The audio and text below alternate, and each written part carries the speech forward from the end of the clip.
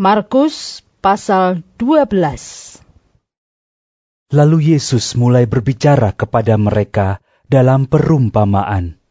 Adalah seorang membuka kebun anggur dan menanam pagar sekelilingnya. Ia menggali lobang tempat memeras anggur dan mendirikan menara jaga.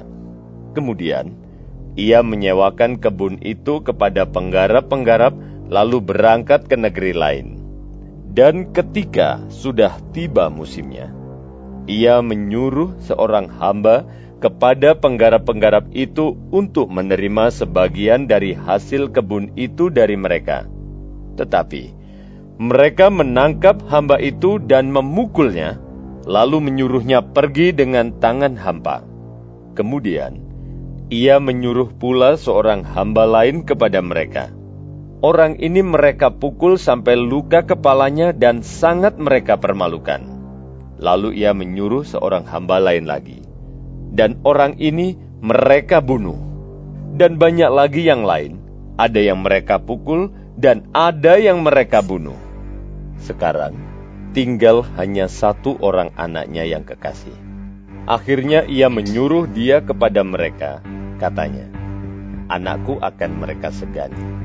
Tetapi penggarap-penggarap itu berkata seorang kepada yang lain, "Ia adalah ahli waris. Mari kita bunuh dia, maka warisan ini menjadi milik kita." Mereka menangkapnya dan membunuhnya, lalu melemparkannya keluar kebun anggur itu.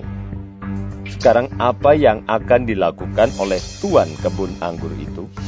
Ia akan datang dan membinasakan penggarap-penggarap itu, lalu mempercayakan kebun anggur itu kepada orang-orang lain.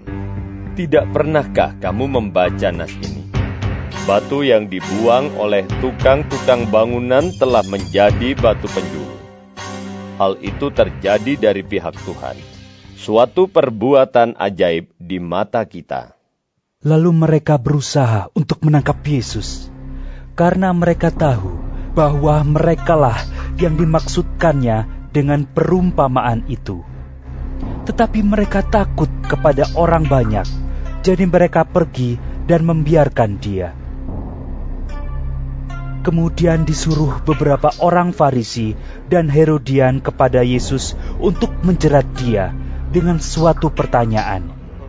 Orang-orang itu datang dan berkata kepadanya, "Guru, kami tahu engkau adalah seorang yang jujur, dan engkau tidak takut kepada siapapun juga, sebab engkau tidak mencari muka, melainkan dengan jujur mengajar jalan Allah dengan segala kejujuran.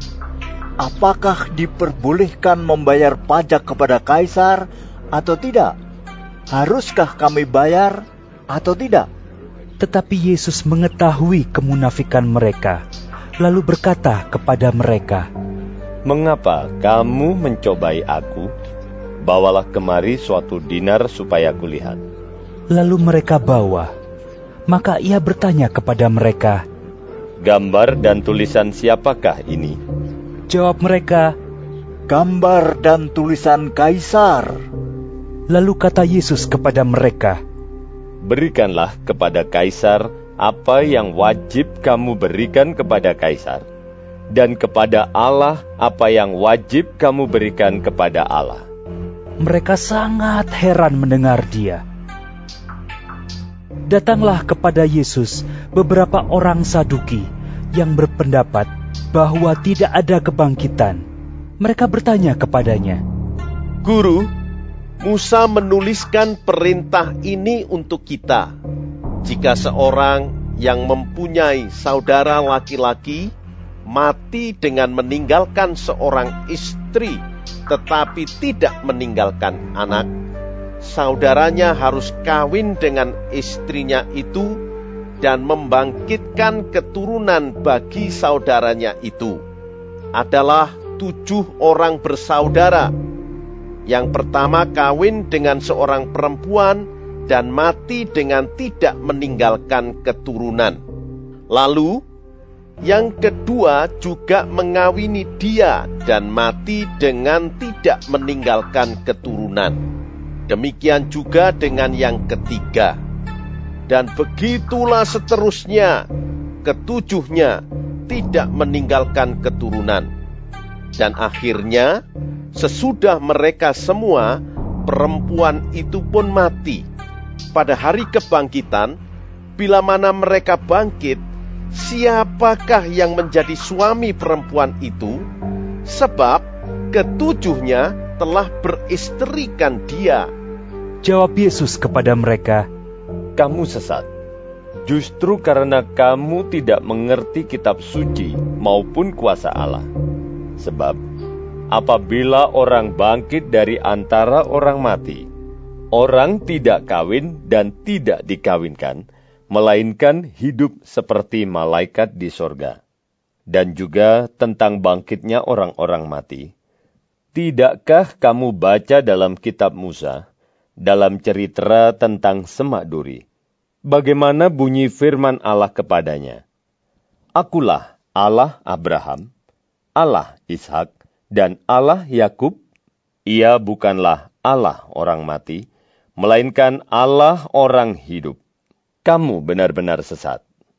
Lalu seorang ahli Taurat yang mendengar Yesus dan orang-orang Saduki bersoal jawab dan tahu bahwa Yesus memberi jawab yang tepat kepada orang-orang itu, datang kepadanya dan bertanya, Hukum manakah yang paling utama? Jawab Yesus, Hukum yang terutama ialah, dengarlah, hai orang Israel, Tuhan Allah kita, Tuhan itu Esa. Kasihilah Tuhan Allahmu dengan segenap hatimu dan dengan segenap jiwamu dan dengan segenap akal budimu dan dengan segenap kekuatanmu. Dan hukum yang kedua ialah, kasihilah sesamamu manusia seperti dirimu sendiri. Tidak ada hukum lain yang lebih utama daripada kedua hukum ini. Lalu kata ahli Taurat itu kepada Yesus, Tepat sekali, Guru. Benar katamu itu, bahwa Dia Esa, dan bahwa tidak ada yang lain kecuali Dia. Memang, mengasihi Dia dengan segenap hati, dan dengan segenap pengertian, dan dengan segenap kekuatan, dan juga mengasihi sesama manusia seperti diri sendiri, adalah jauh lebih utama daripada semua korban bakaran dan korban sembelihan. Yesus melihat bagaimana bijaksananya jawab orang itu, dan ia berkata kepadanya, Engkau tidak jauh dari kerajaan Allah. Dan seorang pun tidak berani lagi menanyakan sesuatu kepada Yesus. Pada suatu kali, ketika Yesus mengajar di bait Allah, ia berkata, Bagaimana ahli-ahli Taurat dapat mengatakan bahwa Mesias adalah anak Daud? Daud sendiri oleh pimpinan Roh Kudus berkata, Tuhan telah berfirman kepada Tuanku, duduklah di sebelah kananku, sampai musuh-musuhmu kutaruh di bawah kakimu. Daud sendiri menyebut dia tuannya. Bagaimana mungkin ia anaknya pula? Orang banyak yang besar jumlahnya mendengarkan dia dengan penuh minat. Dalam pengajarannya, Yesus berkata, Hati-hatilah terhadap ahli-ahli Taurat yang suka berjalan-jalan memakai jubah panjang dan suka menerima penghormatan di pasar, yang suka duduk di tempat terdepan di rumah ibadat dan di tempat terhormat dalam perjamuan, yang menelan rumah janda-janda, sedang mereka mengelabui mata orang dengan doa yang panjang-panjang. Mereka ini pasti akan menerima hukuman yang lebih berat.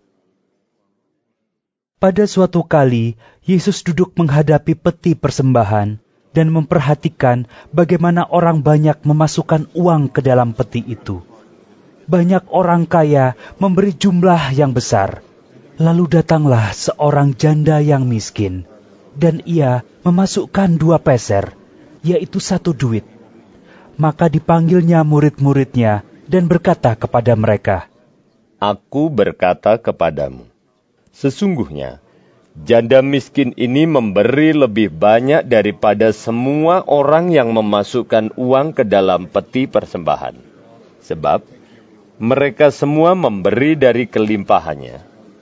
Tetapi janda ini memberi dari kekurangannya, semua yang ada padanya, yaitu seluruh nafkahnya.